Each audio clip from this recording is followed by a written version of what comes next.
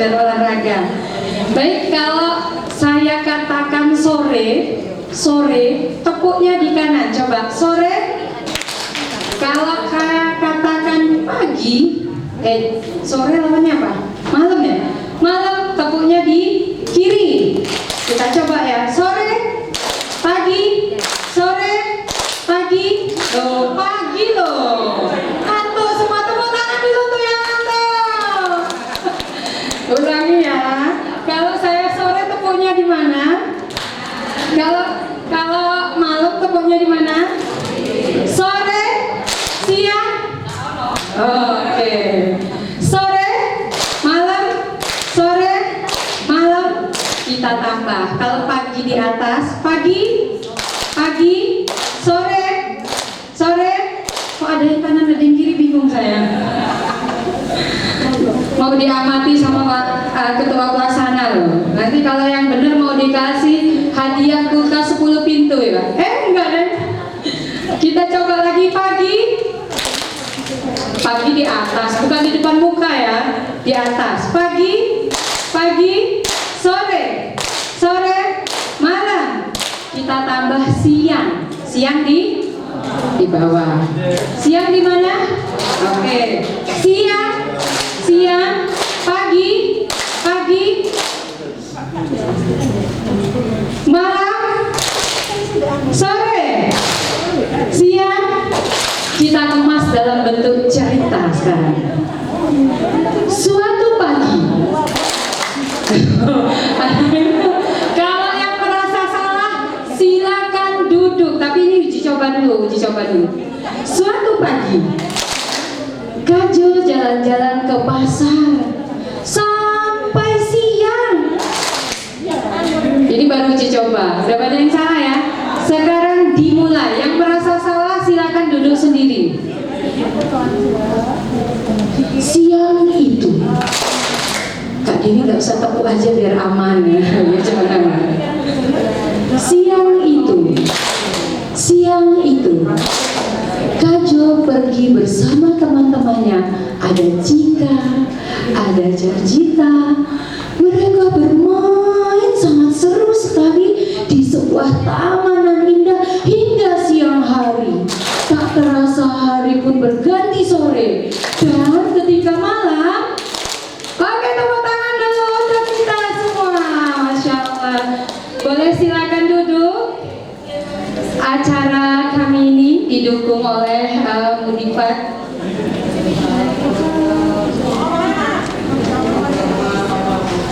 Acara kami ini disupport ya sama Muhammadiyah 4, sama TV Mudifat, Santri, Anas, Promosi Pedia, Yatim Mandiri, Sigma Daya Insani.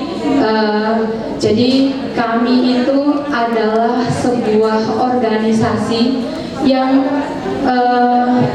apa ya Kak Rozak, yang nekat mengadakan kegiatan ini. Padahal kami ekspektasinya pesertanya itu berapa? 150, tapi sekarang jadi 1000. Masya Allah. Tepuk tangan dulu dong untuk para peserta yang luar biasa.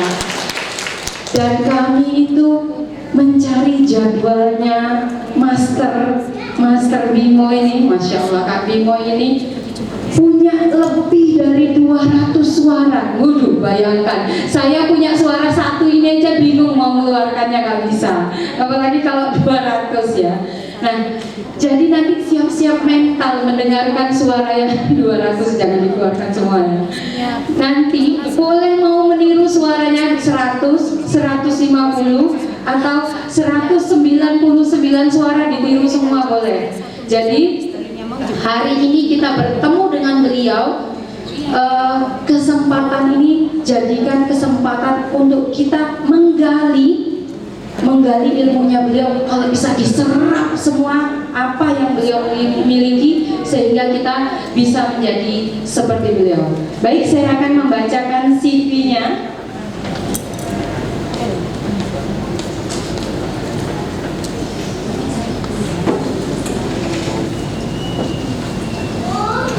Kami biasanya memanggil beliau dengan sebutan Kak Bimo atau Pak D. Kak Bimo ini adalah pendirinya PPMI. Jadi kalau founder ya, pemilik, tapi karena beliau itu luar biasa, jadi saya, teman-teman yang lain itu juga merasa memiliki PPMI ini. Jadi beliau itu adalah pencetus utamanya organisasi ini, sehingga organisasi ini tersebar di seluruh Indonesia, di banyak titik. Yang di Surabaya ini seperti saya sampaikan tadi, Kak Hadian yang membawa, walaupun beliau sekarang tidak bisa bersama kita, tapi selamat datang Oma Titi, Masya Allah, sering bersua di dunia maya, baru bersua sekarang. Beliau dari mana Oma? Blitar. Bawa berapa pasukan Oma? 10, tepuk tangan dong, Blitar luar biasa. Saya dari Surabaya bawa banyak Oma. Jadi ada dari Blitar ya, jauh sekali. Oma Titik dan rekan-rekan ini pembelajar aktif. Jadi saya kenalnya sudah lama, tapi kenalnya cuma di internet saja. Baru bersua hari ini, alhamdulillah. Kak Bimo ini, Kak Bimo Asosiasi Pencerita Muslim Indonesia, pencerita kisah-kisah Qurani dan Sirah Nabawiyah, pakar dongeng berkarakter, penemu metode story based teaching, terus mengikuti rekor muri 2 kali, pendongeng ilustrasi suara terbanyak, lebih dari 200 suara, dan audiens dongengnya terbanyak, yaitu 24.000 anak, Masya Allah. Menjadi pemuda terbaik, pemuda pelopor nasional bidang pendidikan dengan kepeloporan membangun karakter bangsa melalui cerita, luar biasa. The best perform berbagai festival bercerita nasional, internasional, bekerja di Sahabat Al-Qasas Indonesia. Nama beliau adalah Kak Bambang Bimo Suryono. Lahirnya di Bantul tanggal 14 Mei 1974. Rumahnya di Yogyakarta. Kalau mau mampir, saya nawarin, salah ya. Beliau memiliki sanggar Redok Tukangan 199 DN2 Tegal Panggung Danu Rejan, Yogyakarta. Pekerjaan beliau sebagai trainer, motivator anak dan remaja, storyteller anak. Sekarang beliau aktif di instansi Lembaga Studi Cerita Rakyat Nusantara, Komunitas Penutur Sejarah untuk Anak, Yayasan Sahabat Al-Qasas Indonesia. Selanjutnya pengalaman bekerja beliau, pernah menjadi Direktur Pendidikan Jaringan TK Primagama, pernah menjadi Direktur LPP Bina Insan Taman, Kepala Sekolah SDIT Salsabila Prambanan, mengajar di beberapa perguruan tinggi Yogyakarta dan Jawa Tengah, trainer dan motivator nasional anak, trainer Direktorat PAUD Nasional,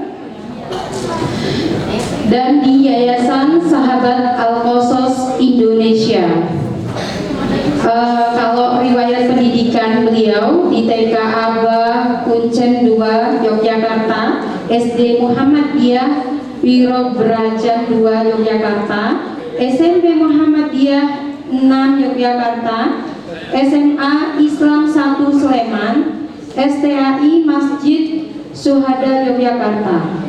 Riwayat organisasinya IGRA Provinsi di Yogyakarta, Silaturahim Pencerita Anak atau SPA di Yogyakarta, Forum Pemuda Pelopor Nasional, Forum Pemuda dan Sejarah, Forum Pemuda dan Sarjana Berprestasi Asia Tenggara, Dewan Pakar BADKO LPP TKA BKPRMI Provinsi DIY, Dewan Suro Asosiasi Persaudaraan Pencerita Muslim Indonesia. Masya Allah, beri tepuk tangan dulu dong buat master kita yang luar biasa. Kakak-kakak yang dirahmati Allah, sekali lagi untuk kegiatan kita hari ini, yuk kita luruskan niat kita bersama-sama. Semoga kita bisa membumikan kisah Indonesia berkisah, Indonesia berkah. Takbir, Allahu Akbar, takbir. Kita bersama-sama, Indonesia berkisah, Indonesia. Kita ulangi lagi, Indonesia berkisah, Indonesia berkah. Allahu Akbar, Allahu Akbar. Baik, saya undang langsung pemateri kita. Kepada Kak Bimo kami persilakan dengan segala hormat.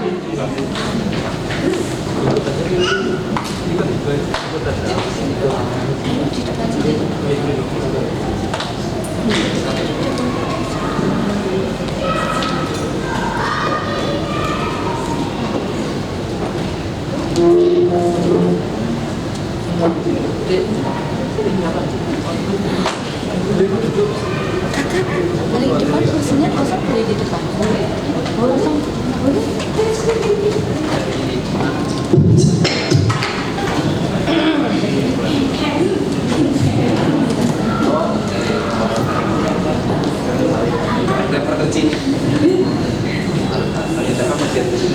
Bismillahirrahmanirrahim.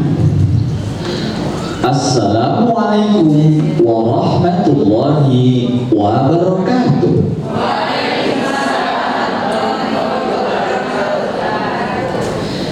Sepagi ini saya mendapat jawaban salam orang-orang soleh-solehah.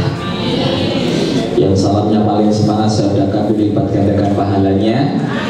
Keluarganya makin bahagia, suaminya tambah setia. Bulan ini turun 3 kilo badannya. Saya ulang ya Bu ya. Ikhlas kan? Assalamualaikum warahmatullahi wabarakatuh.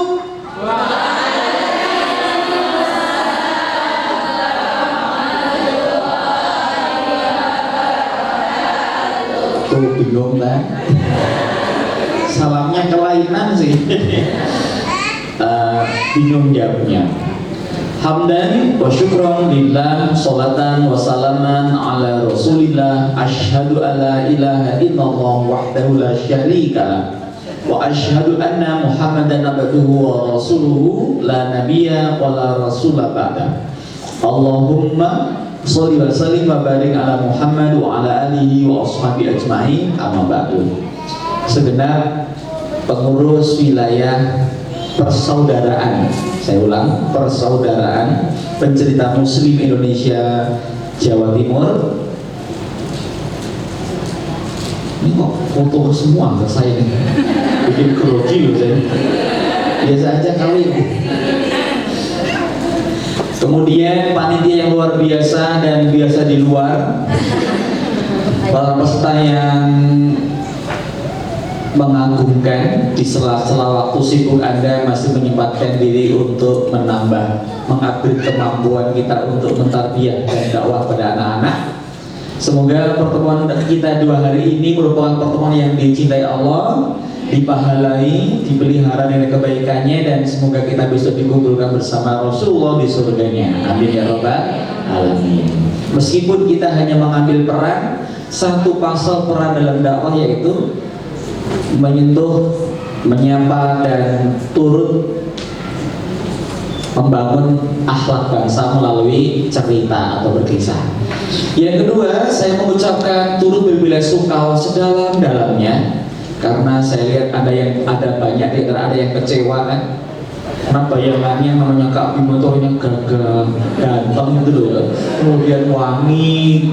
Ternyata begitu saya maju ke depan, sebagian merasa berduka, hatinya mengucapkan inna lillahi wa inna ilaihi rajiun. Ekspektasi Anda hancur dengan datangnya saya ke sini. Ternyata orangnya pede, petang dedet. Dari samping imunnya ireng mutlak, ompong lagi ternyata. Ya inilah perwujudan saya. Semoga wajah saya tidak mengganggu kesehatan Anda semuanya. Amin ya robbal. Yang bilang amin nanya betul. Terima kasih host kita, host ya. MC kita tadi luar biasa ya, Nagita Slavina sudah membawakan kita dan menyembelih saya dengan pembacaan CV. Sebenarnya cukuplah itu dibaca saja, kalau dibacakan jadi malah grogi saya karena harus ada beban yang banyak, harus terbaik dan sebagainya. Kita tidak akan basa-basi, tidak akan banyak-banyak hal yang tidak perlu dibahas karena ini lebih banyak kepada langsung pada pengayaan materi dan pengayaan keterampilan ya. Ada improvement kita harapkan, pulang-pulang nanti kita tambah lebih tambah sakti tanpa harus ketemu Gus Samudin.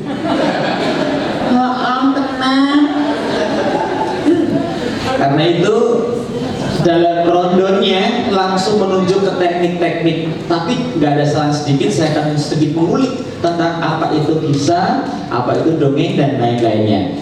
Tertulis teknik dasar maksudnya bagi yang newcomer, pendatang baru atau sedang kepo dengan berkisah apaan sih itu ya, maka saya akan mencoba menghantarkan pada sedikit lah, tapi langsung melompat kepada teknik membuka mulut dan lain-lainnya. Siapa yang guru TK? Kelihatan lemu-lemu ya kan? Orangnya gembira. Kenapa? Guru TK itu orangnya bahagia ya? Tiap hari tepuk tangan dan nyanyi. Kenapa gemuk-gemuk? Selain bahagia, tiap hari menghabiskan bisa konsumsi anak-anak. Guru PAUD yang mana? Guru playgroup saya. Wah iya, ini nanti menjelang kebukannya. Makin senior makin glowing ya, karena pacaran lemah dari dirinya. Tapi yang jelas Rasulullah mengabarkan pada kita di surga nanti ada sebuah gedung indah yang namanya Darul Farah, rumah kegembiraan, rumah kelapangan jiwa. Gedung itu saking indahnya diimpikan oleh para nabi dan rasul dan orang mukmin lainnya, tapi nggak semua orang boleh masuk gedung itu. Kata Rasulullah, untuk siapa itu Rasul? Gedung itu hanya akan diberikan khusus bagi orang yang suka menyenang-nyenangkan anak-anak. Siapa lagi lakukan guru TK, guru PAUD ya? Kecuali yang galak, karena suka menyenang-nyenangkan anak, maka yang merasa dirinya seorang guru yang lugu, luar biasa galak, bertobatlah, karena Anda nggak boleh masuk gedung tadi. Jadi Allah dan Rasul kagum kepada orang-orang yang menghantarkan anak-anaknya mengenal Allah, mencintai Allah Rasulnya ya, dengan cara pendekatan menggembirakan, happy learning untuk anak-anaknya, bukan galak learning. Kalau galak learning itu gimana ya? Ya anaknya malah mengkerut potensi atau daya-daya kognitif, afektif, spiritual dan lain-lainnya. Oke? Tepuk satu. Yang tepuknya paling semangat, anaknya bahagia. Tepuk satu, paling cepat naik haji. Tepuk dua, harinya lunas. Tepuk dua, apa yang disebut dengan kisah? Silakan, ada hadiah nanti ya. Lemari es tanpa pintu.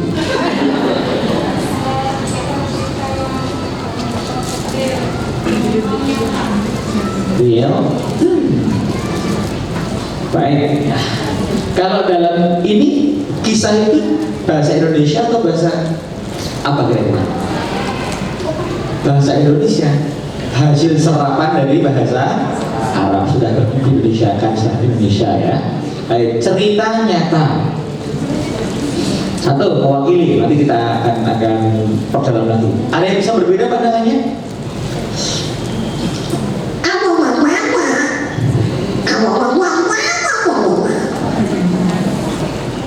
Kok dengan bebeknya jawabnya itu bukan itunya, apa itu kisah bahasa itu. Bedanya apa kisah dengan cerita? Ya,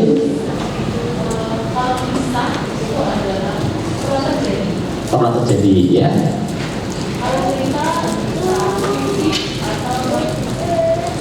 Cerita bisa fiktif, bisa non fiksi. Oke, cukup bagus jawabannya. Ada wawasan baru kan? Atau lagi ini ilmu persepsi namanya ya. Bukan persepsi. Persepsi pemahaman yang lengkap terhadap sesuatu. Kalau resepsi, iya itulah pokoknya makan pekerjaannya Abu Lahab, makan lahap banget. Ada satu lagi? Cukup? Baik. Kalau dalam bahasa Indonesia, kisah dengan cerita itu sama. Ya, kisah dengan cerita sama.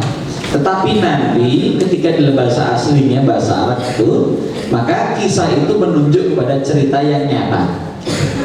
Jadi kalau bahasa Indonesia, kisah itu sinonim atau padan kata dengan cerita. Apa itu cerita? Rangkaian peristiwa yang disampaikan pada orang lain, itu namanya cerita. Kalau Anda punya kejadian atau bacaan kemudian ada cerita orang lain, namanya cerita atau bercerita. Misalnya ibu tadi berangkat ke sini dari Blitar, bukan? Dari Blitar ya. Dari Blitar kemudian sampai ke Panjen, ya ada di jalan lihat. Ada ambulan ya. Sampai sini kemudian ibu diem aja, nggak ngomong orang lain. Itu namanya bukan cerita, bukan bercerita, tapi kejadian fenomena saja. Jadi sudah disampaikan ke orang lain, itu namanya cerita. Bisa dipahami? Tapi kalau sampai sini cerita, tadi di Kepanjen itu ada ambulan, ada kecelakaan, ternyata mantanku waktu TK. Ternyata udah jatuh cinta sama bakatnya ya. Itu namanya bercerita. Kalau gak disampaikan belum cerita namanya. Nah kalau dalam bahasa Arabnya nanti ada dua, ada kisah, ada usturah. Kalau kisah itu ada cerita yang nyata, kalau usturah itu dongeng. Wa idza tutla alaihim ayatuna qala asatirul awwalin. Quran itu kisah, tapi dituduh sebagai dongeng oleh orang-orang yang tidak beriman kepadanya. Nabi bahkan dituduh sebagai pendongeng pula.